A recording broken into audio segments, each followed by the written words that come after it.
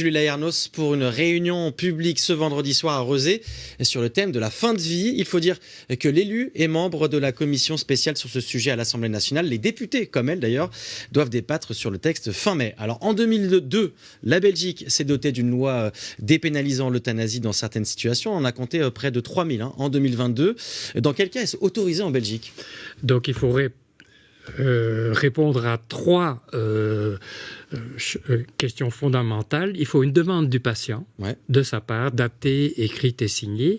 Il faut être atteint d'une affection grave et incurable. Affection englobe le mot maladie ou paralysie après un accident. Et cette affection incurable entraîne des souffrances inapaisables. Vous vous rappelez, vous, du contexte en 2002, quand cette loi a été adoptée? Est-ce qu'il y avait beaucoup de débats dans la société belge, des soignants, des citoyens? Il y a eu des débats, peut-être un peu moins longs qu'en France. Il y a eu des débats qui ont duré 2, 3, 4 ans. Ça a été plus facile de passer parce que les catholiques n'étaient pas au gouvernement. Donc il y a eu plus de consensus, d'accords, tout parti politique confondu. La Belgique est plus dans la conciliation que dans l'opposition. Donc des partis opposés ont voté pour parce que c'est un sujet d'éthique fondamental. Le texte français, il se rapproche quand même du texte belge, au moins sur le consentement clair et avisé du patient, que soit reconnu aussi le caractère incurable d'une maladie ou d'une pathologie. Les professionnels de santé peuvent être associés également à l'administration de cette substance létale. Une majorité des professionnels dans les secteurs, dans les services des soins palliatifs en France, sont opposés à cette évolution. Ils disent qu'il faut donner plus de moyens aux soins palliatifs avant de penser à ça. Qu'est-ce que ça vous inspire ? Oui, ça m'inspire d'abord qu'en Belgique, en 2002, il y a eu une loi qui a été votée sur les soins palliatifs. Il n'y a aucune, je le répète chaque fois, opposition entre les soins palliatifs et les médecins qui pratiquent le dernier soin. Nous travaillons ensemble, les soins palliatifs sont très développés, mais les soins palliatifs comme nous, médecins, nous ne pouvons pas empêcher des patients très gravement malades de ne pas être apaisés par les traitements qu'on leur donne et de demander l'euthanasie. Je donnerai un chiffre très rapidement. Dans la partie flamande du pays, 70% des patients qui demandent l'euthanasie sont passés par les soins palliatifs, mais les soins palliatifs ne peuvent pas empêcher les gens de mourir.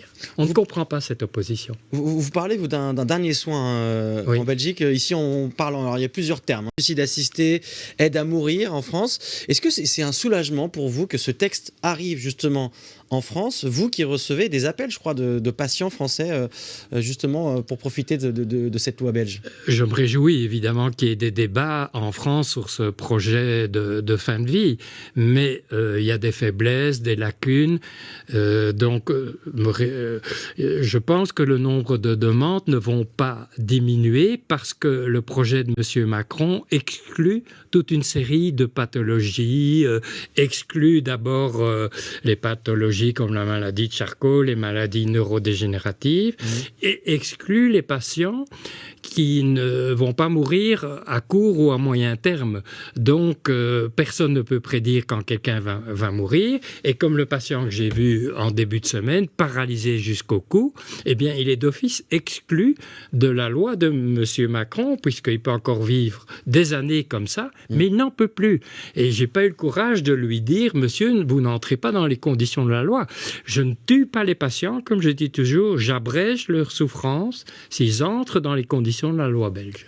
Une autre différence, c'est qu'en France, ça s'adresse aux personnes qui sont françaises ou qui résident en France, comme c'est le cas aux Pays-Bas. Ça, c'est une différence aussi avec la Belgique ? La Belgique, nous continuons à accueillir des patients venant de l'étranger. Moi, je travaille surtout avec des Français. Nous avons été quand même un peu choqués que le projet de loi se limite à des patients français, alors que nous accueillons tout le monde et il y aura encore beaucoup de demandes de Français.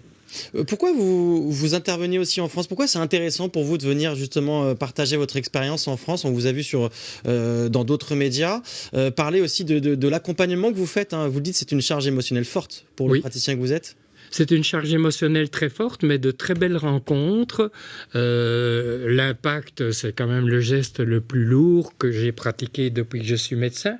Mais il y a en même temps un autre sentiment, c'est que j'ai libéré les patients de leur souffrance. Souvent, ils me disent, je leur demande, vous êtes toujours d'accord qu'on aille jusqu'au bout? Ils me disent, vous auriez dû le faire il y a 3 mois. Ils vous remercient aussi? Oui. Eux me remercient, et ce qui me fait beaucoup de bien, si j'ose dire, c'est les remerciements de l'entourage, des familles, des semaines, des jours, des mois après.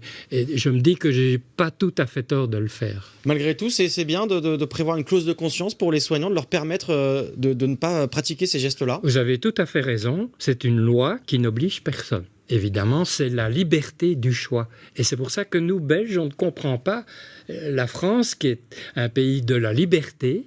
On ne comprend pas qu'on ne puisse pas donner cette liberté aux patients de choisir sa mort dans certaines conditions.